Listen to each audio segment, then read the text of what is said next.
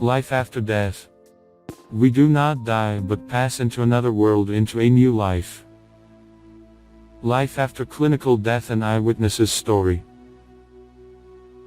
I was having a difficult time with sickness at the time of my encounter, and I was feeling disoriented. I was really a religious person, but I didn't find satisfaction in this faith. In addition, my wife died after a lengthy battle with cancer. Nursing her gave my life meaning and served as a distraction for my inner struggle. However, after her death, these questions reappeared, and I was unable to find any solutions. Due to the extended nursing time, I was completely weary. In short, I didn't see a point of living any longer, and I was attempting suicide using the last of my wife's painkillers. I had been drifting asleep for a while when I was astonished to find myself literally expelled from my body. I was fully awake and floating outside my body. From a bird's eye view, it appeared strange. The adventure came to a halt in an endless space where I left the room and the home. I gradually became aware of the existence of spiritual entities, but I paid little heed to them, because everything was seen and perceived via consciousness. Seeing was a delightful experience. Perception and comprehension were incredible, taking place right now. In comparison to this, I was astounded at how sluggish the mind is. There was a gradual forward movement at the beginning, but I didn't understand why I was traveling more in the direction I was headed. The journey's objective appeared to be evident all of a sudden. Then, as I entered into hyperdrive, my forward speed increased, and I was speeding through worlds at incredible speeds. The only thing I could see was the switching of the different hues and light intensities.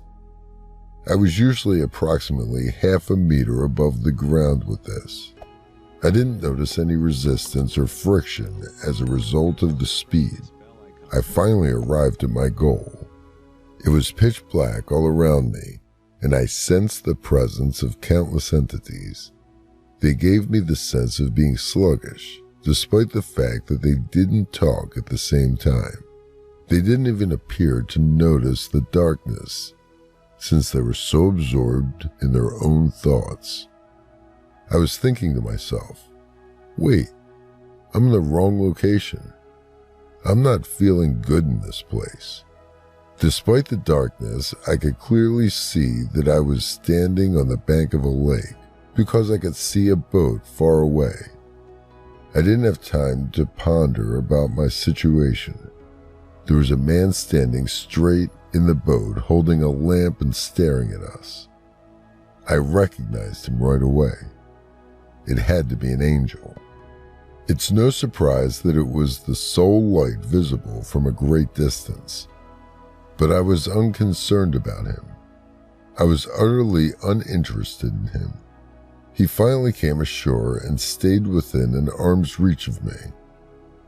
I was instantly engulfed in light as he gazed at me with indescribably shining, loving eyes, hugging me. All of my troubles and obligations vanished almost instantly. It was incredible to be surrounded by pleasure and love.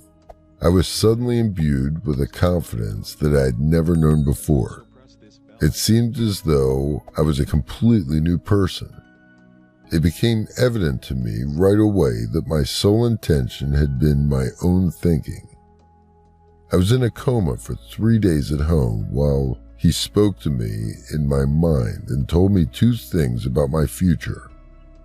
I would find my spiritual master and achieve the goal of spiritual effort, also known as self-fulfillment. I'm not sure how I came back to my body.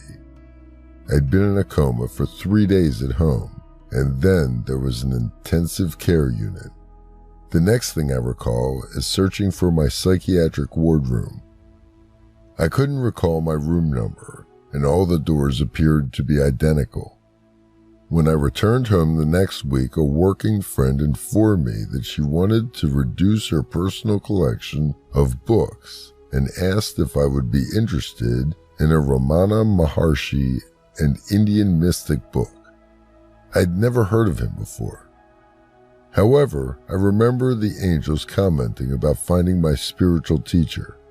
From the onset, the book fascinated me, and it became my life's compass.